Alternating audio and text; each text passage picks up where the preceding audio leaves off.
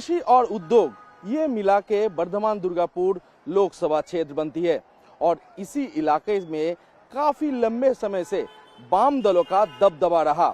लेकिन 2014 साल में यहीं पर तृणमूल कांग्रेस के उम्मीदवार ने अपनी जीत हासिल की। 2019 साल में भले ही कम मार्जिन से, लेकिन एसएस अहलुवालिया ने यही से भाजपा की कमल को खिलाया। और इस बार 2024 साल में क्या होने जाने वाला है, क्योंकि इसी क्षेत्र से दो हेवीवेट कैंडिडेट इस जंग के मैदान पे है। भाजपा की ओर से दिलीप घोष मैदान पे है और तृणमूल कांग्रेस की उम्मीदवार है कीर्ति आजाद। और इसीलिए वर्धमान दुर्गापुर क्षेत्र इस बार बन गई है हॉट सीट। दुर्गापुर वर्धमान के वोटर थोड़े डिफरेंट हैं। यहाँ के सियासी मिजाज को भी समझना आसान नहीं है। इसी बात से अंदाजा लगा सकते हैं कि 3 लोकसभा हुए, तीनों में वोटरों ने अपनी पसंद बदल दी। 2009 में सीपीआईएम के सैदुल हक ने कांग्रेस समर्थित टीएमसी कैंडिडेट नरगिस बेगम को 1 लाख से ज्यादा वोटों से हरा दिया था। 2014 में टीएमसी की मुमताज संघमित्रा ने सीपीएम के हक से ये सीट छीन ली थी। 2019 में बीजेपी के एसएस अहलुवालिया ने लगभग 2800 वोटों के मामूली अंतर से टीएमसी से ये सीट छीन ली थी। मतलब सीधा सीधा ये है, जो वादा किया है वो निभाना पड़ेगा, वरना हार के वापस जाना पड़ेगा। शायद यही वजह रही है कि पार्टियों ने भी अपने अपने कैंडिडेट इस बार बदल दिए हैं।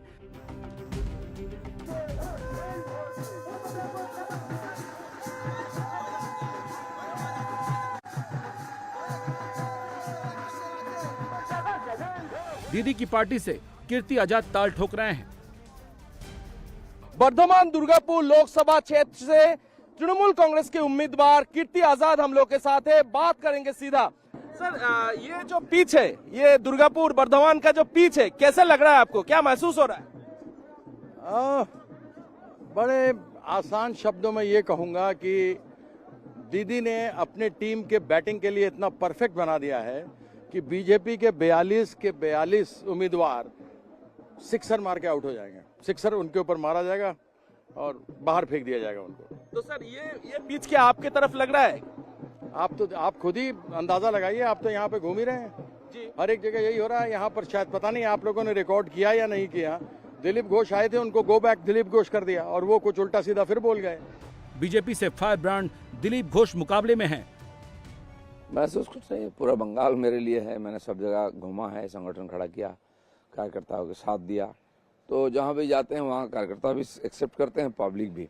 तो जिस दिन से मैं आया हूँ, होली के दिन से, तभी से ही यहाँ बीजेपी का लहर शुरू हो गया है और उसी प्रकार चल रहा है। भाजपा बंगाल से बोला जाता है कि दिलीप घोष जहाँ पर जाते हैं वो खुद अपना रास्ता तैयार करते हैं। हाँ, ठीक है कि पार्टी जब छोटा था, यहाँ मुझे जिम्मेदारी मिली, फिर हम लड़ाई शुरू किया तो कार्यकर्ताओं के साथ मिल करके हम लोग लड़ाई लड़े। भयंकर लड़ाई हुई, हत्याएं हुई, हजारों 40-50 हज़ार केसेस है हमारे कार्यकर्ताओं पर। और इस लड़ाई को देख के पब्लिक ने हमारी साथ दी, तो चुनाव में हमें लाभ मिली है। हर चुनाव में हम आगे बढ़े। सीपीएम से सुकृति घोषाल ऑन द फ्लोर हैं। दुर्गापुर में तिकोनी लड़ाई का शोर है, लेकिन असली टक्कर टीएमसी और बीजेपी के बीच की ओर है। दुर्गापुर में मोदी चलेंगे या दीदी चलेंगी? दुर्गापुर में तुष्टीकरण चलेगा या संतुष्टीकरण चलेगा? दुर्गापुर में बिहारी चलेगा या बंगाली चलेगा? दुर्गापुर के वोटर को मोदी से कोई गिला नहीं है और दीदी से भी परहेज नहीं है, लेकिन वोट किस पर करेगा उस पर वो साइलेंट है।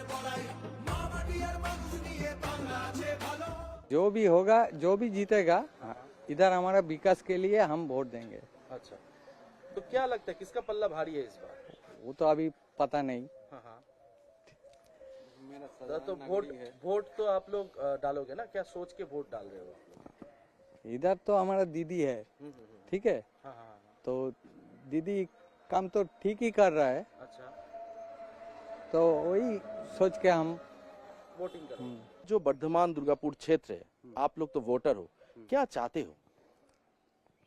हम चाहते हैं, क्या चाहता है, हम इधर का जो विकास है, जो प्रार्थी है दिलीप घोष और कीर्ति आजाद, जी, ठीक है, उनका लड़ाई में जो ही जीतना है, तो मेरा इलाका में उन्नति चाहिए। वोटर पत्ते नहीं खोल रहे हैं, लेकिन दोनों पार्टियों के कैंडिडेट जमकर बोल रहे हैं और एक दूसरे की पोल खोल रहे हैं। इन्होंने एमपी लैड जो इनको अपना स्वतंत्र पैसा ये किसी ने खर्चा नहीं किया, तो स्वाभाविक है कि ये लोग बदले जाएंगे। इनको तो सिर्फ केवल हिंदू आपका प्राथमिकता क्या है? यही तो हम भी चाहते हैं कि इसके ऊपर बात हो, लेकिन कोई बात नहीं करना चाहता। मोदी जी ये बात नहीं करना चाहते कि उनके 10 साल के अंदर उन्होंने क्या किया, उनका रिपोर्ट कार्ड क्या है। वो कभी किसी के मंगलसूत्र उठवाने की बात करते हैं, कभी जिहादी की बात करते हैं। ये शब्द क्या किसी प्रधानमंत्री को शोभा देते हैं? आज तक ऐसा प्रधानमंत्री नहीं हुआ जो इस प्रकार के शब्दावली का प्रयोग करे। ठीक है ना? तो उसी के पार्टी में थे। हाँ थे ना, अटल बिहारी वाजपेयी के पार्टी में थे, लाल कृष्ण आडवाणी के पार्टी में थे। ठीक है, उन लोगों का सम्मान था। वो अपने विरोधियों से बात भी करते थे तो सम्मान से करते थे, सकारात्मक आलोचना होती थी। ये क्या है? ये तो आते ही 1 साल में हम निकल गए यहाँ से। हमको तो बहुत खुशी है कि इन्होंने जिस प्रकार से शब्दावली का उपयोग किया, वह तो बड़ा दुख है, अत्यंत दुख है। और नरेंद्र मोदी के आने से पहले हम 2 बार एमपी और 1 बार एमएलए रह चुके थे, तो नरेंद्र मोदी के कारण से नहीं जीते हम। इंडस्ट्री नहीं रहने का कारण यहाँ की इंडस्ट्रियल पॉलिसी है, सुरक्षा नहीं है, कानून व्यवस्था नहीं है। इन्हीं के पार्टी के लोग ही दादागिरी करते हैं और कटमनी खाते हैं, सिंडिकेट चलाते हैं। तो इसीलिए कोई व्यवसायी या तो कोई इंडस्ट्रियलिस्ट यहाँ आना नहीं चाहते हैं। क्या आप जब यहाँ से जीतते हो तो क्या इसके बारे में आप सोचोगे, इसके बारे में आप देखोगे? नहीं, बिल्कुल सोचे हैं हम। इसलिए मेघवाल जी आए तो पीएमओ से बात की है, प्राइम मिनिस्टर आए थे उनसे बात हुई, होम मिनिस्टर जी से बात हुई है। काम शुरू हो गया है और मैं जीतने के बाद जरूर इसको आगे बढ़ाने का प्रयास करूं। और भी कई फैक्ट्री है, काफ़ी जगह पड़ा हुआ है, उसमें कुछ उद्योग हो सकता है। उसके लिए क्या हो सकता है वो आगे बात करेंगे। दुर्गापुर सीट कितनी अहम है, इसी बात से अंदाजा लगा लीजिए। कीर्ति आजाद को समर्थन देने के लिए दीदी हजारों की भीड़ के साथ पैदल ही सड़क पर वोट मांगने के लिए निकल गईं।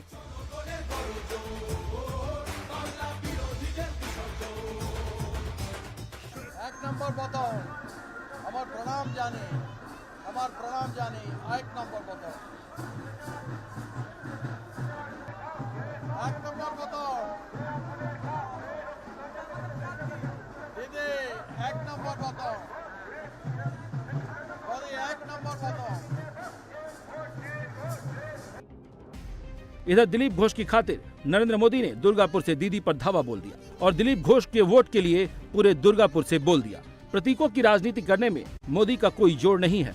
दुर्गापुर की रैली में एक साधु से माला आशीर्वाद में लेना, इसका मतलब दुर्गापुर के सियासत को समझने वाले बहुत अच्छे से जानते हैं। राम को लेकर दीदी बीजेपी को घेरती रही हैं। रामनवमी मनाना बंगाल में मुद्दा रहा है। इस बार तो राम मंदिर भी बन चुका है। इस इलाके में मुस्लिम आबादी करीब 20% है, एसटी समुदाय 27% है और ये पूरा इलाका हिंदू बाहुल है।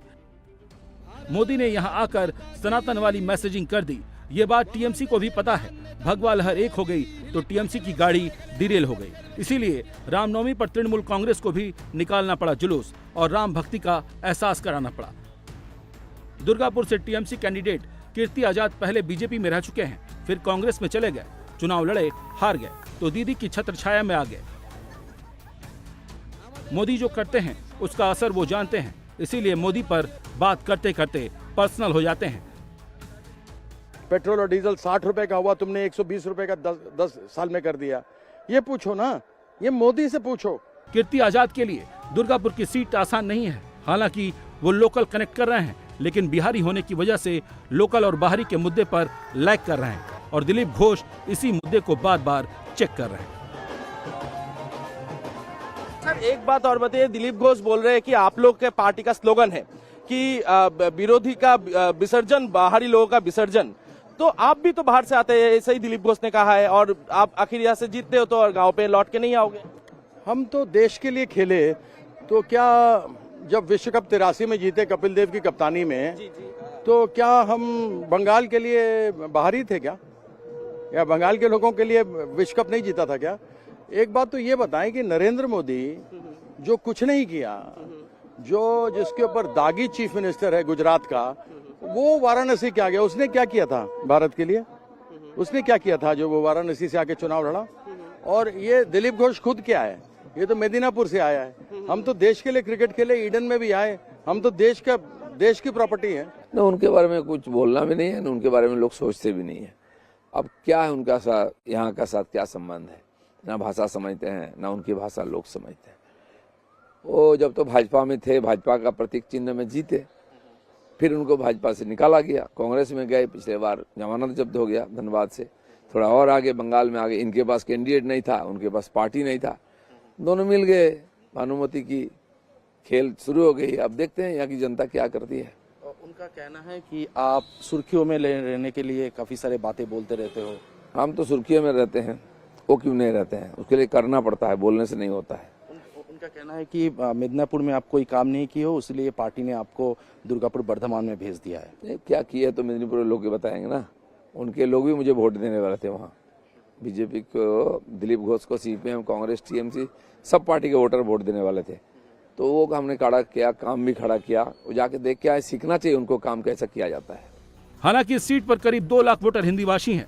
मोटा मोटा हिंदी भाषी बीजेपी की तरफ झुकाव रखने वाला माना जाता है, लेकिन सवाल है कि बंगाली बिहारी यहाँ पर कितना बड़ा मुद्दा है, क्योंकि मोदी जिस योजना को लेकर पूरे देश में वोट मांग रहे हैं, बंगाल में दीदी की लक्ष्मी भंडार जैसी योजना भी असरदार है। हम लोग इस वक्त है बर्धमान में, और बर्धमान का जो आम वोटर्स है उनका क्या राय है यही पता करेंगे, लेकिन उससे पहले बहुत गर्मी है, लस्सी पीते हुए बात करेंगे। दादा, आपका नाम क्या है? सौरभ दे। आप क्या करते हो? मैं स्टूडेंट हूँ। अच्छा, तो वोट तो आप डालोगे? क्या ऑफकोर्स। सोच के वोट पे डालोगे आप? पारिपार्श्विक जो अवस्था है उसका विचार करके, अर्थनैतिक और सामाजिक थोड़ा विचार करके मैं वोट डालूंगा।